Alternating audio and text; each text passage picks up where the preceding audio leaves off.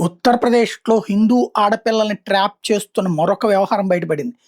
ప్రధాన నిందితుడు అక్బరుల్ Haq alias prince.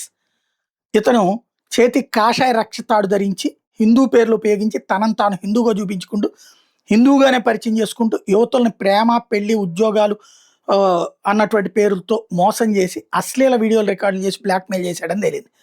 300-350 మంది అమ్మాయిలు ఈ గ్యాంగ్‌కి సంబంధించిన ఇతని ఆధ్వర్యంలో గ్యాంగ్‌కి సంబంధించి ఇరుక్కుపోయారు.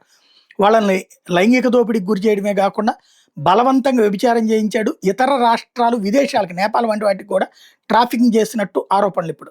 ఒక బాధితురాలు అమ్మాయి నర్స్ అనమాట. 2022లో ఈ ప్రిన్స్‌తో పరిచయమై అతను హిందూగా పరిచయం చేసుకుని మంచి ఉద్యోగం ఇప్పిస్తానని వాగ్దానం చేసి, ఆ తర్వాత ప్రేమ ఉచ్చులో పడేసి అశ్లీల వీడియోలు తీసి బ్లాక్‌మెయిల్ చేశాడు.